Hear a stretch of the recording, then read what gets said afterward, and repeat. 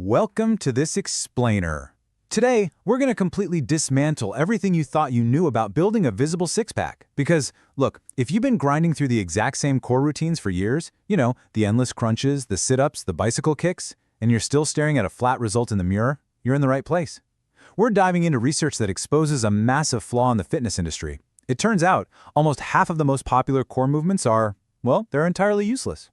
And some are actually putting your spine at risk. So get ready to rethink your entire workout. Let's get right into it.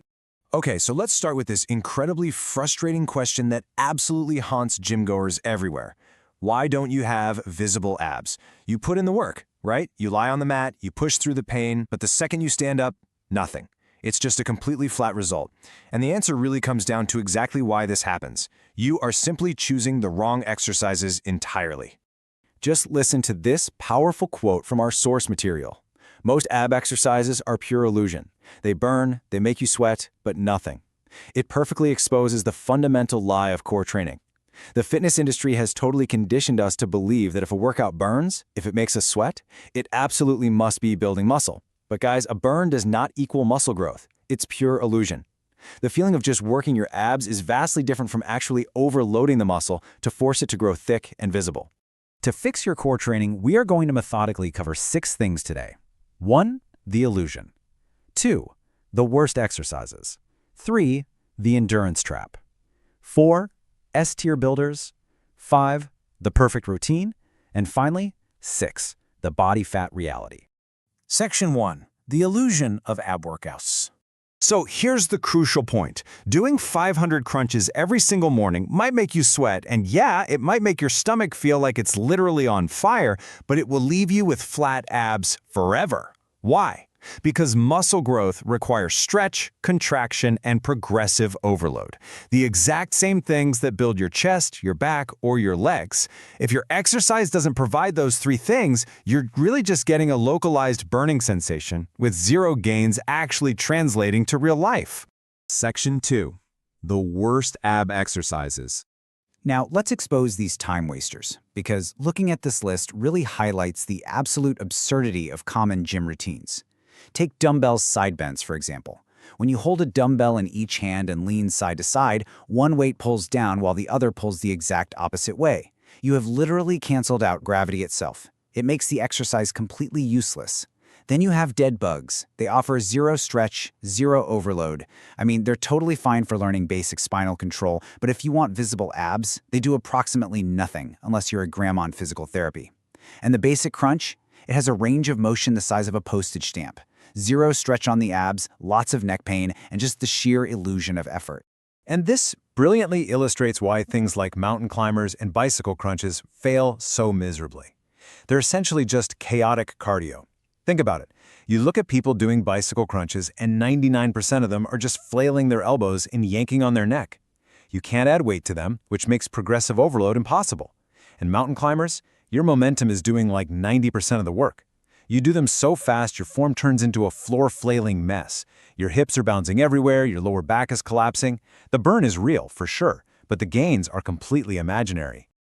Moving on to Section 3, the endurance trap.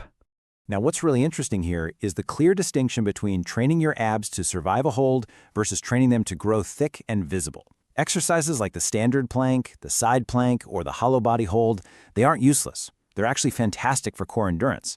But if your goal is pure ab hypertrophy, meaning you want those deep, thick, visible cuts in your midsection, endurance holds are just the wrong tool for the job. Once you can hold a position for a long time, you are no longer tearing the muscle down to build it back thicker.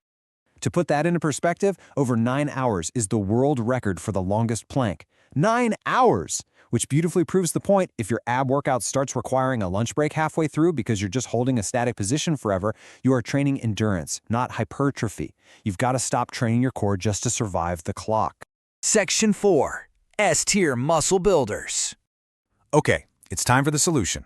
These are your A and S tier moves because they provide exactly what builds every other muscle in your body: a full stretch, a deep contraction, and the ability to add heavy weight. Take the cable crunch. You're pulling against weight, getting full extension at the top, and just crushing the contraction at the bottom.